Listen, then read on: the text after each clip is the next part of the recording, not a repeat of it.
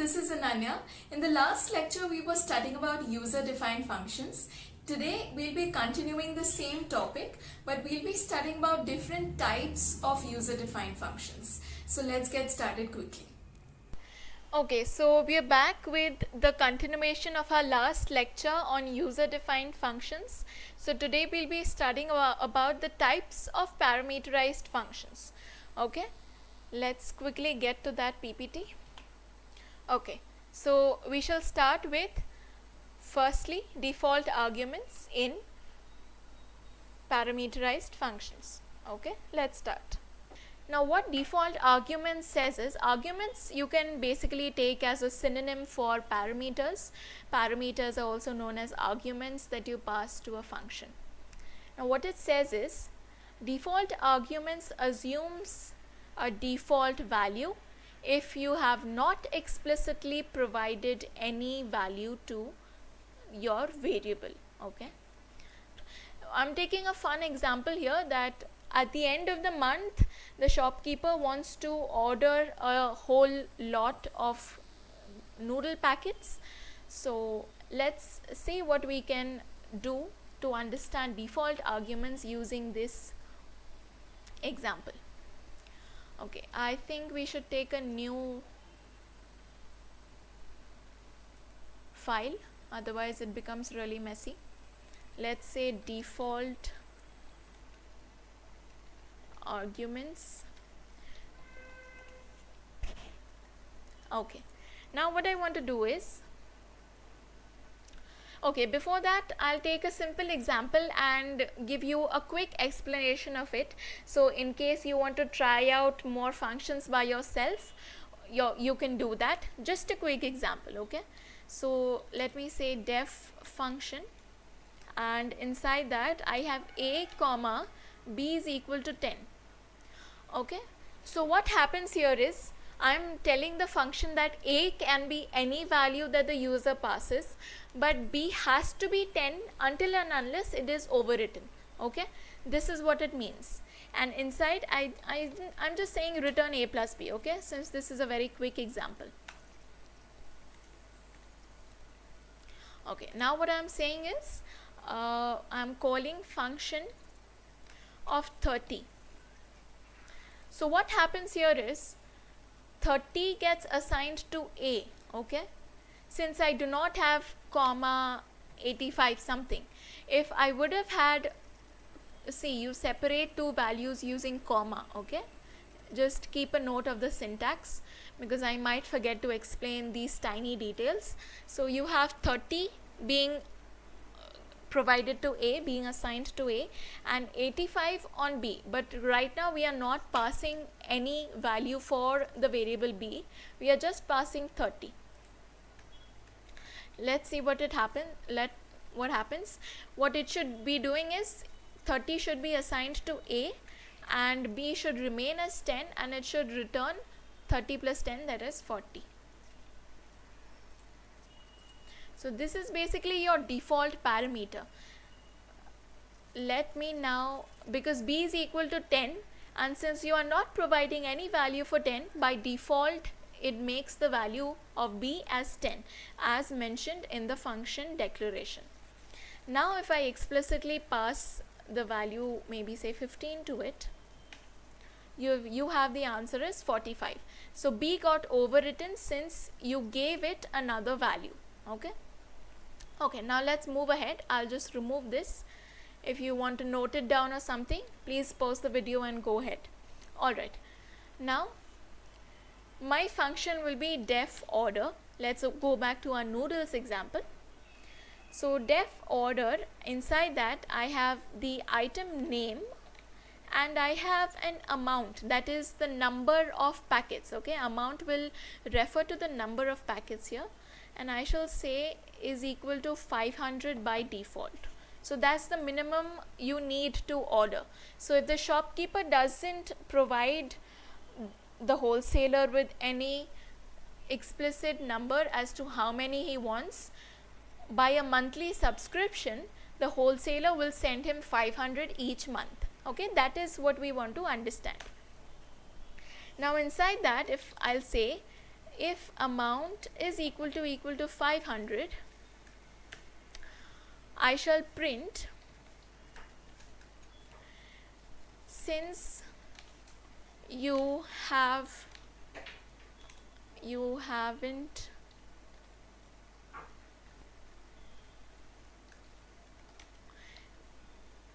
provided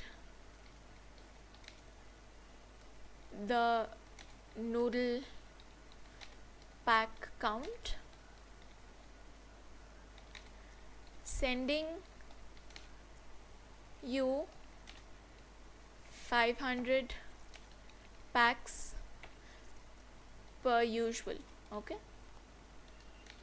so the wholesaler will basically send the shopkeeper 500 packs as per the subscription. Okay, so this is if the shopkeeper doesn't give the number of noodle packets he wants. Okay, so this is our first if condition. Now else, that is if he has given a number that it might not be 500, now there will be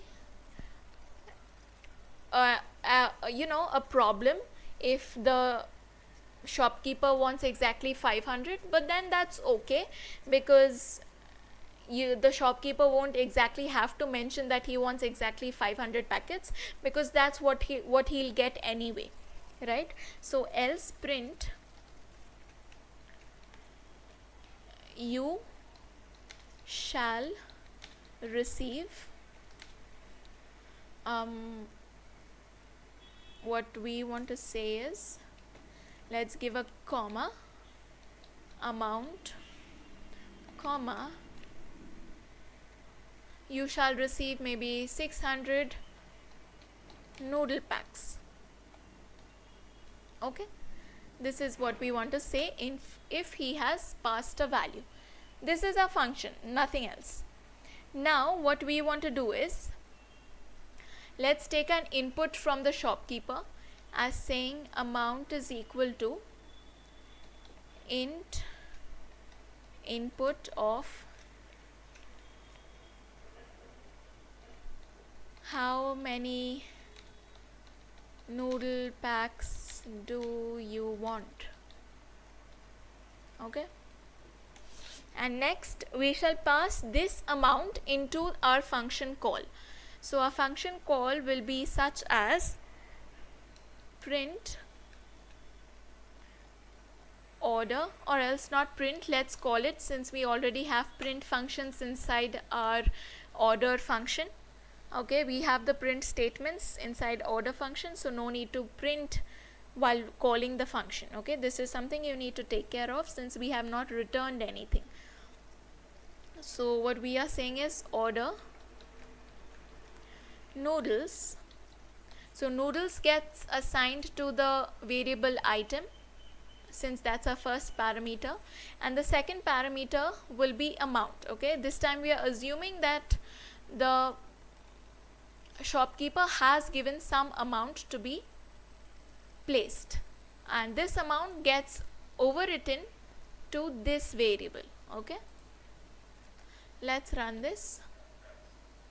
Okay, so how many noodle packs does the shopkeeper want? Let's say he wants a little less. I want only 350. So you shall receive 350 noodle packs.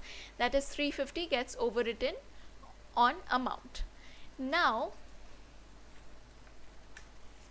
for example, the shopkeeper is not giving any amount. Okay, there is no input from the shopkeeper. Now I'm just passing it. Okay, there is some variable amount, and I'm passing it without any previous, let's just remove it. All right, it's not necessary since obviously the shopkeeper is not giving any input. So now let's call this and see what's happening. So you see, it says that since you haven't provided the noodle pack count, sending you 500 packs per usual. So we do not have any variable such as amount here, and hence it is assuming it to be 500. So this is a default assumption on the function's behalf. Okay, I hope you all understood default arguments in parameterized functions. Now let's move ahead. Now that we saw what are default parameters, let's check what keyword parameters are, or keyword arguments. What you do here, we were just passing the value or the variable, right, in our previous examples. Now what we shall do is we shall pass the variable name and assign the value to it in the function call itself. Okay, so let's, for an example, I'll say name is equal to Ananya. Okay, so I shall say name is equal to Ananya, and I shall pass that entire statement inside the function call and then assign it to the function definition and declaration. Okay, so basically you are using the assignment operator here. So the keyword is basically your variable, that is in the example that I just said, the variable name will be your keyword and it will have a value assigned to it using the assignment operator. Now here is an interesting part, that you do not have to maintain the order of keywords being passed. Okay, for example, you have name and ID and salary. Okay, and now if you give it as salary, name and ID, maybe in a reverse or jumbled order, it will not make any difference. It will print the exact answer to you because you have keywords given. Now let's understand that. I'll take this example of printing the ID, name and salary of an employee. Let's move ahead into the IDE. We are done with this default arguments, no problem, right? Okay, so my function is def employee, and inside that I shall pass name, ID, that is employee ID, and then I shall pass salary.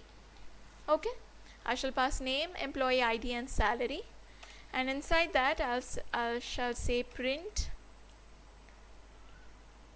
name is equal to, I shall concatenate it with the variable name. Then again I'll have,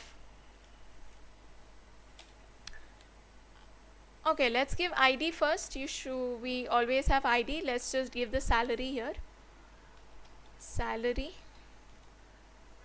Let's give /n, then it goes on a new line. Everything seems neat.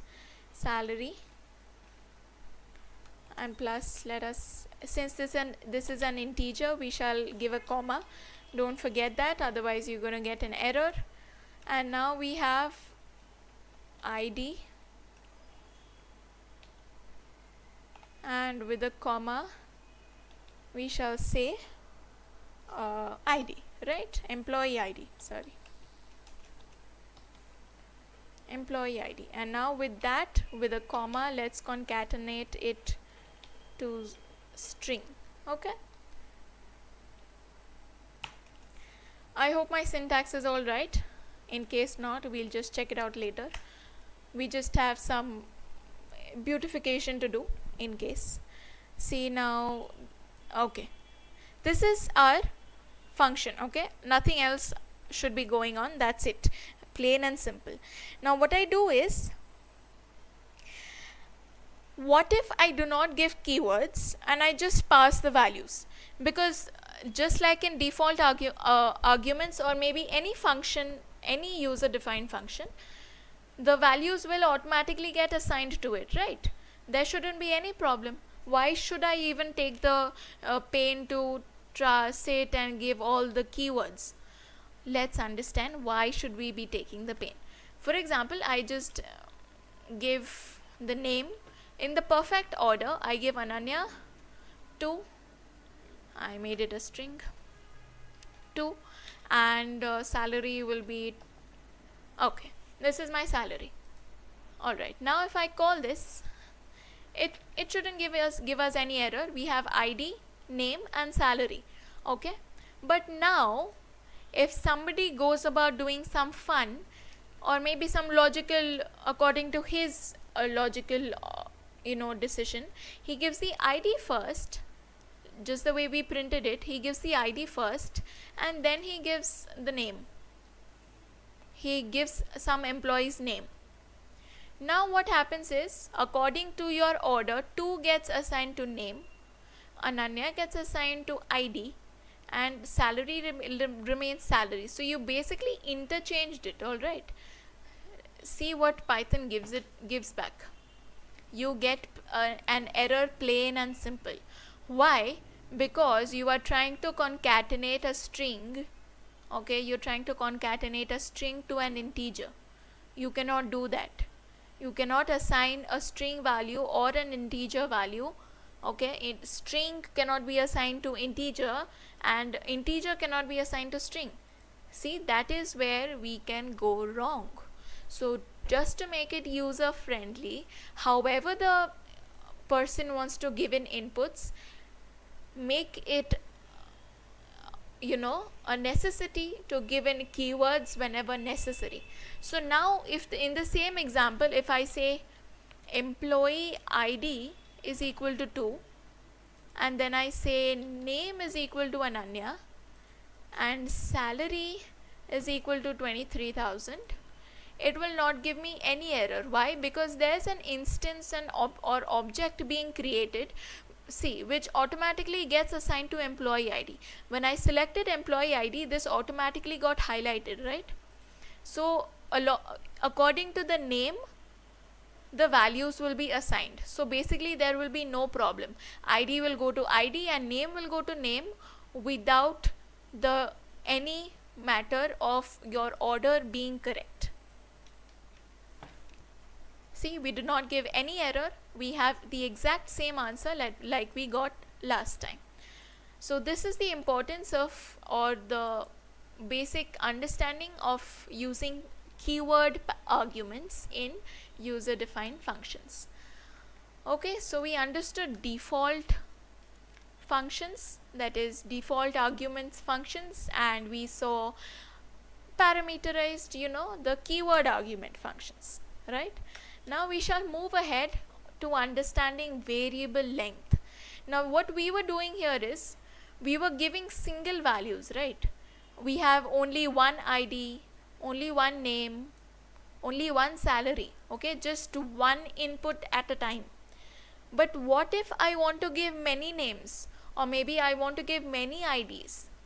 How can I do that then? If I give employee ID is equal to 234, you cannot have 234 assigned to the same variable employee ID, right? That is not possible. So we shall learn a method of how to do this. Let's go back to our slides so I can quickly explain as to what we'll be using. So it is known as variable length arguments. That is, depending on the length, we shall use a certain symbol. That is, we'll be using asterisk args. Okay, first you have an asterisk and then you have args. You have and what it simply means is arguments, that is multiple arguments. So you use this word you use the word args with the asterisk sign whenever you want to give multiple inputs and you're not sure of how many the customer or the user wants to pass. Okay, you are giving complete freedom to the user to pass as many values he or she wants to. Okay, so this is the thing that you have to use for giving multiple inputs.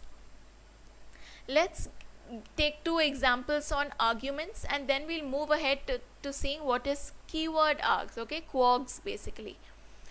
Okay, let's concentrate on this because you might find it a little complicated, but trust me, it's quite a lot of fun, and once you get the syntax and everything right, you can have loads of fun and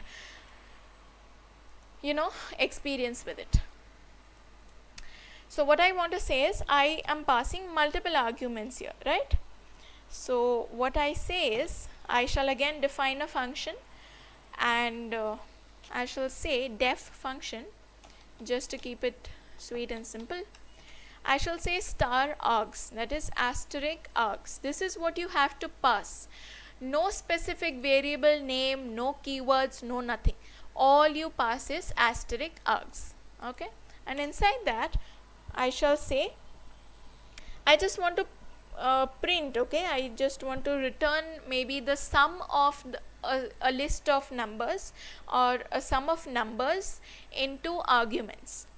Now I shall quickly explain as to why we are not passing a list and why we are passing 3 to 4 5 numbers. Okay, I'll explain that right now. Let me just finish writing the function. I shall say return sum of, and now you don't have to mention asterisk, just mention args. Okay, because for now understand that this is sort of your variable that you're dealing with. Okay, so asterisk args is taking multiple inputs for you. Asterisk basically assigns multiple. In case you have any idea of theory of computation or something as such, you might know about this, but I don't think, if you're new to the programming language, you won't know. But for now understand that asterisk means multiple. Okay, that is 0 and n number of values after that. And now you have returned sum of arguments. Now I shall call this function saying 267 34 5. Okay, I shall call this using these 4 numbers. Okay, and now why am I not giving it inside a list? You might think that I could have just created a list and stored these numbers inside it, and I could have passed it to args, but then it would not have made any difference because list is a single object, right? And here we are talking about passing multiple values or multiple elements.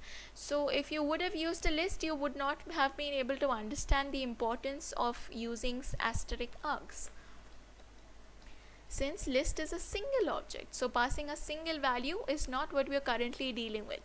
Okay, now let's see what happens. It gives us the sum 108. Okay, now if I would have,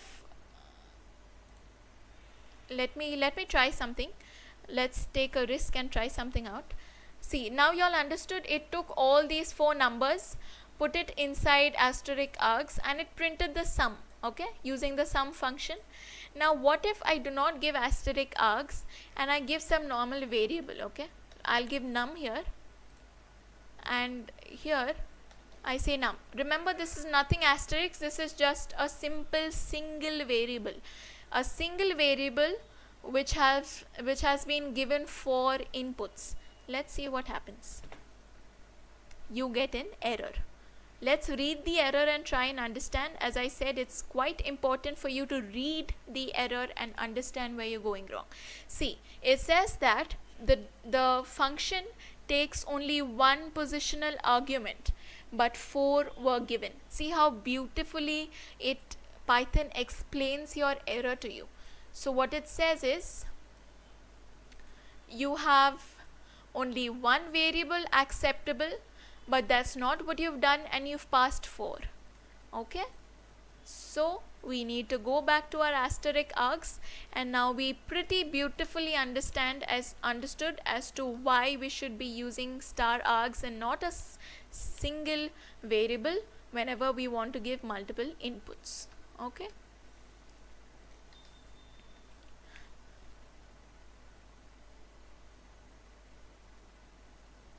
so you get your answer now as 108. Hold on.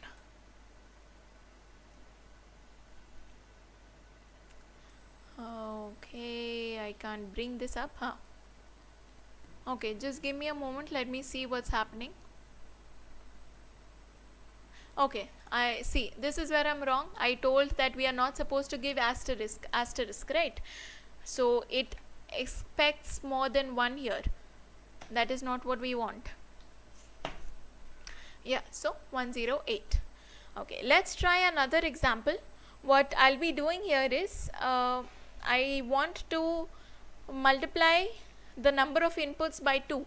Okay, instead of giving So what I want is strings and numbers. So I shall say maybe Ananya, and instead of 34 I shall have maybe John. Okay, any random name. In case it collides with yours, please never mind, I just have taken this totally random name. Alright, now this is what I want, and in my function I want to say return twice of my input, that is return args into 2. This is what I wanted to return. So you have it printed to you twice. So this is your first time and this is your second time. Okay, this was quite a quick fun example just to make you all understand of what's going on with arguments. Let's try another one. Okay, this will be using list comprehensions. In case you do not know what are list comprehensions, I really want you all to go back, and it should be my exact previous video, that is maybe lecture 17, I suppose. Lecture 17 will be on list comprehensions. It's just have a quick view through it and maybe return back and come here. So what I want to do is I'll go back to giving only numbers here, because I'm doing a mathematical operation, so I do not want strings. Okay, and in my function what I'll be doing is I'll be creating a list, saying new list, and remember list comprehensions, we assign a list, and inside that, to make it more elegant and precise, we shall give all the if and for conditions inside the list itself. So first we'll have the value to be returned, that is I into 2. Okay, I want to give it double my number, I into 2. Okay, for I in args, okay, you see how this works now. All these numbers will go inside the asterisk args, and it will keep looping through. Okay, it will keep looping through args and keep multiplying it by 2 till it reaches the number 5 here. And now I shall return the list. I'll say return new list. Okay, so it should print me 69 into 2, 67 into 2, 4 into 2, that is 4 2s are what? 8, 5 2s are 10. Okay, I'm really bad at maths, please forgive me. Okay, we have 138, 134, 8 and 10. So this is how you can even loop through your args and perform certain actions for each variable. Okay, we have seen 3 examples on multiple inputs. Now we shall go ahead with multiple inputs using keywords. Okay, just the way we had keyword arguments. So basically, just to have a imaginary picture in your head, you can combine, or rather say compare. You can compare default arguments with asterisk args, and you can compare keyword arguments with quogs, that is star, that is asterisk KW args. We shall see that in a moment. So what quogs does is, or keywords, that is it uses keywords to denote values. Okay, just it does exactly the same work asterisk args does, but only there are 2 differences, that keywords are supposed to be used, that is certain variables are supposed to be used, and and quogs, that is the output of quogs is returned to you in the format of a dictionary. Now, for now, in case you do not know what is a dictionary are basically pairs of keys and values. Okay, you have a key and a value assigned to it, and this is depicted in curly braces. For now, just understand these 2 things about dictionary, that first dictionary is shown within curly braces, second dictionary has keys and values assigned to it. There is no limit. Okay, you will have a huge number that shows a limit maybe, otherwise for practical reasons we shall not have any limit. Let's directly go to an example and understand what are keywords, that is quirks. So basically multiple keyword arguments. Okay, that's what it's trying to say using the abbreviation. And here if you noticed, you have a double asterisk, okay, not a single one. Let's take an example. What shall we take? Okay, let's take def function of star double times, okay, and kw is basically your abbreviation for keyword. Okay, if you want to understand it literally, it'll help you a lot. K is for key, W is for words, so keyword, and after that it's the same as arguments, ARGS, so keyword arguments. Alright, and inside that I'll just say return quirks. Return whatever you have stored in quirks, please return it to me. I don't want you to do anything else with it. And in the function I pass values using keywords. Now keywords, as you remember, are basically variables. So I shall say name is equal to Ananya, and my value, that is my ID, shall be maybe 02. Okay, this is what I want to pass into quirks. So you shall get a dictionary saying Ananya's ID is 2, that is Ananya is your key and ID is your value in the dictionary that quirks will return. Okay, let's just run this. Okay, see, now you have these curly braces given to you, that is your dictionary, this is your key, separated by a colon you have your value. Okay, so it says the name is your key, so the name is Ananya, so the value of key name is Ananya and the value of key ID is 3. So this is how you are returned a dictionary from quirks. And if you see the difference, here we did not have any keywords, here you are given keywords. So your keywords become your keys and your values become your dictionary values. Okay, so let's take a last example on keywords. Let's say I want to concatenate strings. Alright, and what I want to concatenate is, I'll just, and you might wonder that do we always have to use args and keywords? Well, the answer to it is no, you do not have to stick to args and keywords. You can use any variable of your type. Just remember to use either a single asterisk or a double asterisk according to your action that you have to perform.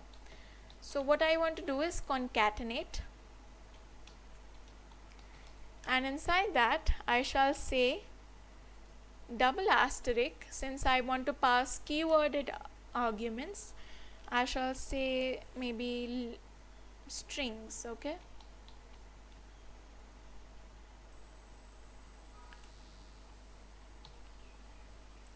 and inside that I shall, in a variable result, I shall concatenate all the words that I shall pass. So I'll just assign nothing, basically nothing to result, but I cannot keep it null, so I'm just giving a double quotes and inside it nothing. Okay, and let me give a variable for I, or let me say for arguments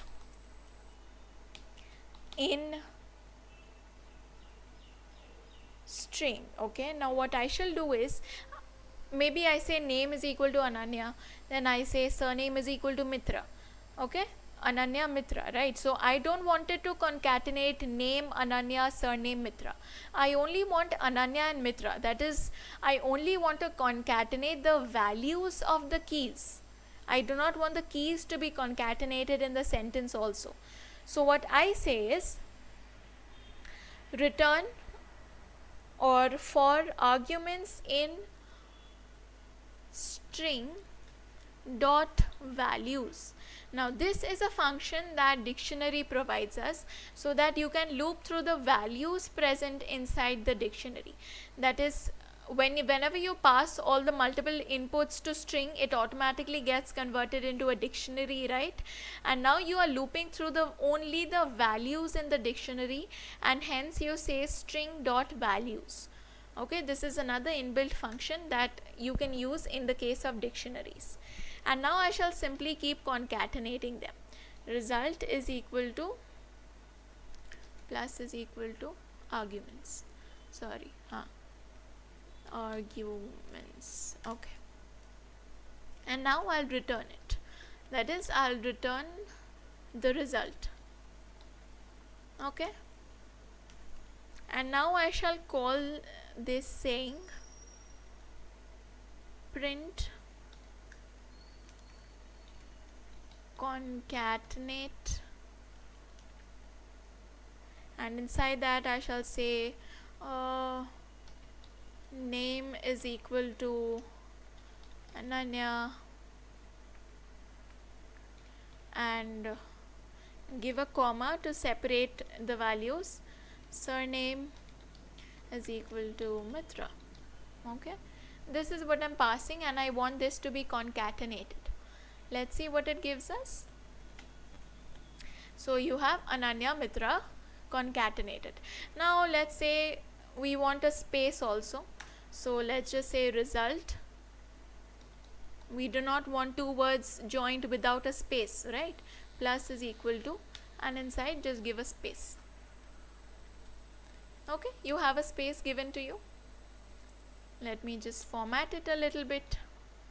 Now inside this you can use various formatting strings and try and make it quite complicated. Keep practicing so that you understand about args and keywords. Okay, so this was all about, we learned a lot today, so I hope you all understood. Let's just take a quick recap.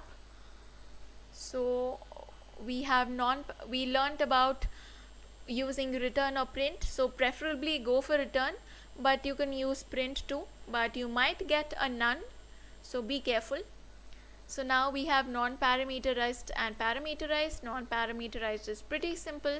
Now under parameterized you have default. Remember what is default. If you do not provide a value to it, it will assume the value that you have given in the function itself. Keyword arguments, you have a variable and a value assigned to it using the assignment operator in the function call. So those are keyword arguments. And just now we did variable length arguments, that is giving multiple inputs, and for that you can use asterisk sign and any variable name. Commonly you use args and quargs, but you can use anything, just the way we saw. We took double asterisk strings. Okay, so I really hope you all have understood user defined functions and all its variable types. We shall stop now. We have studied a lot.